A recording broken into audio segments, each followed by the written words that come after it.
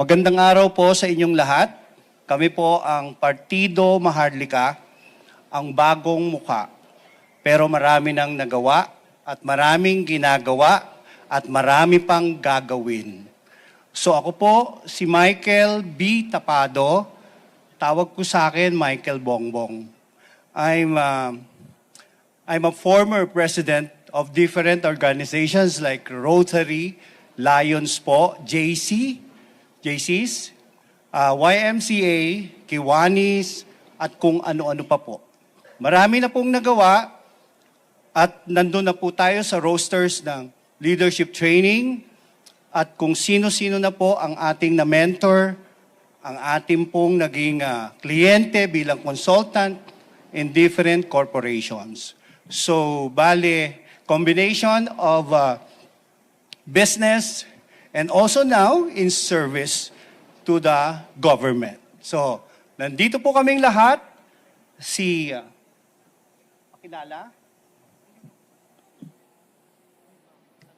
Former Judge Jigo M. Palomares Jr. Okay. Next. Ako naman po ay si Police Major General Arnel Escobar, retired PNP General. At isa rin po akong abogado, nagtapos ng Master International Commercial Law sa University of Salford, UK. At meron din po akong mga continuing education courses na natapos sa University of Oxford. Salamat po.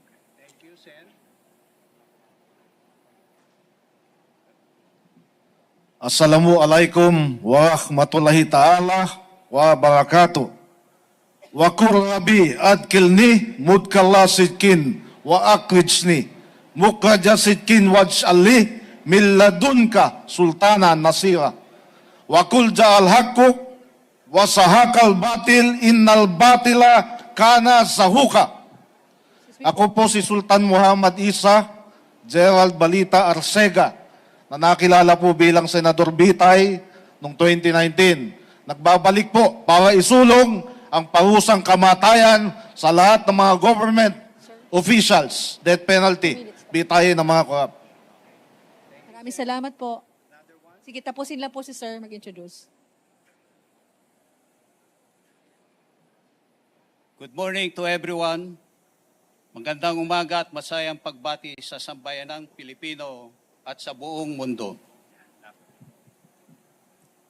My name is Mario Peralta Pagaragan Jr.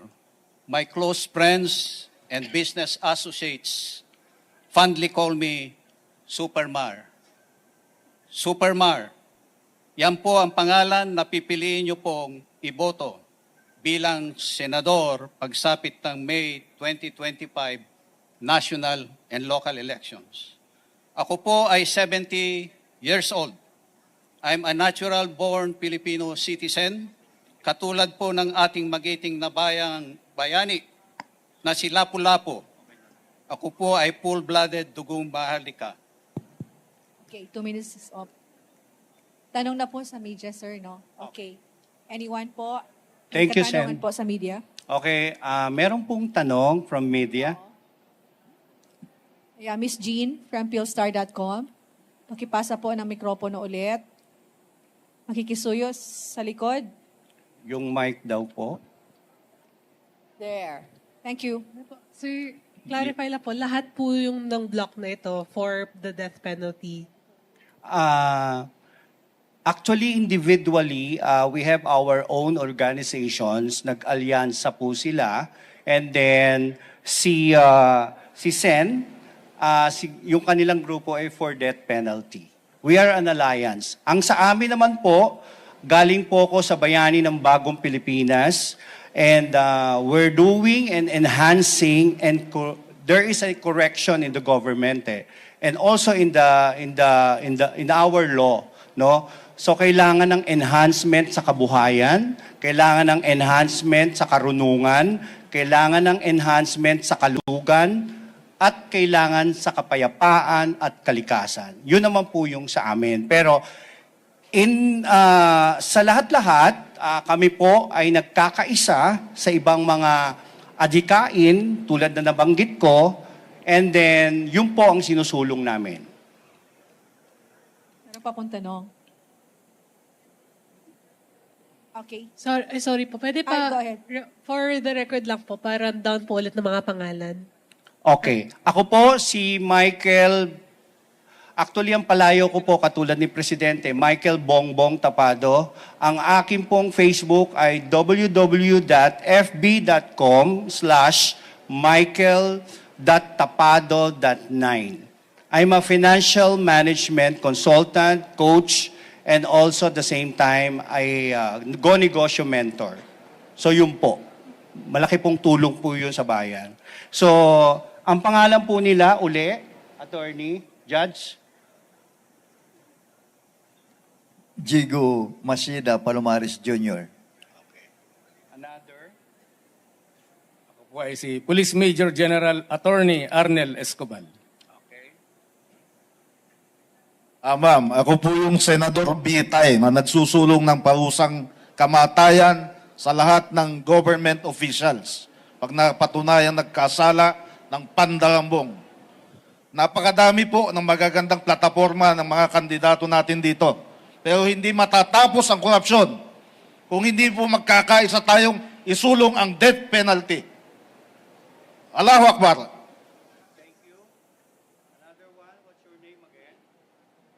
Ako po si Mario Peralta Pagaragan Jr., retired government official who has rendered 40 years of service in government.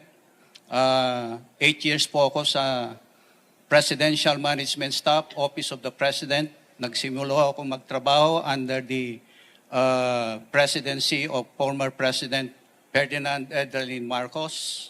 The rest of my work spent as 32 years with the Development Bank of the Philippines under several administrations, starting from President Ferdinand Edralin Marcos, Corazon Aquino, and until the term of former President Rodrigo Duterte.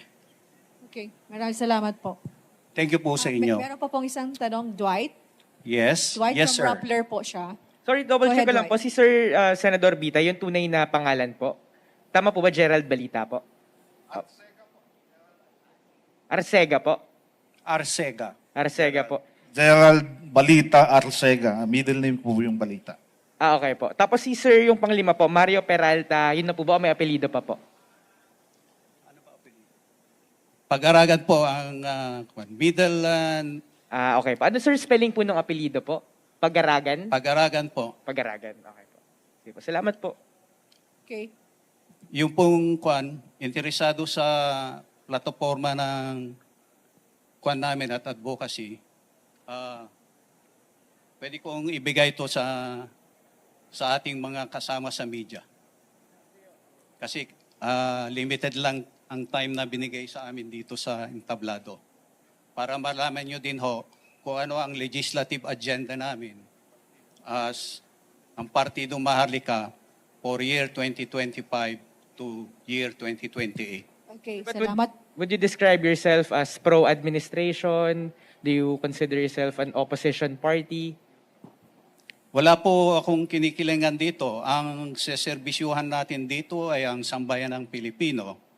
Ang ating vision po for the Philippines, for our beloved country, is to make the Philippines prosperous and great again.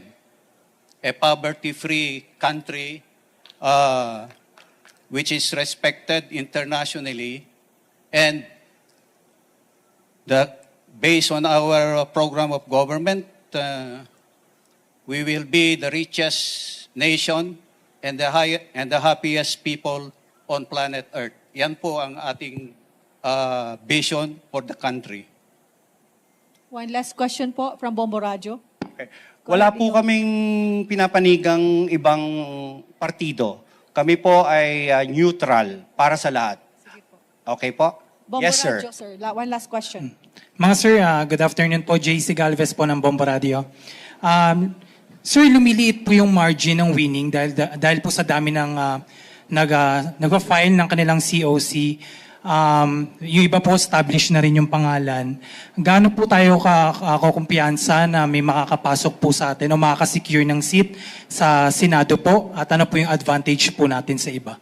Thank you po. Okay. Marami pong kumakandidato, pero kami po ay baguhan sa magiging gobyerno, no? Baguhan sa gobyerno. Pero dahil sa meron na po tayong social media, no? We can reach as far as in different countries na OFWs, even the youth in social media, very active in different generations. So I think dahil may mga achievements naman kami, dahil ngayon labanan ng achievements at saka mga nagawa mo na sa serbisyo, kahit hindi pa po kami kilala noon, gumagalaw na po kami. Kaya lang po kami nandito na dahil meron na kaming nararamdaman Gusto na naming makatulong sa bayan. Marami na kasing nangyayari na hindi naman deserving talaga yung ibang mga ayoko naman lahat pag nakaupo na, nag-iiba na. So sana naman, kung ano po yung sinumpaan natin, katulad ako po, Rotarian, is it the truth? Is it fair? Kailangan gampanan natin. Pag tayo po ay na-train ng maayos, dapat yung po ang gawin natin sa bayan. Thank you po. Okay na po ang 8 minutes. Tapos na po yung 8 minutes natin. Ay, thank you po. Salamat po.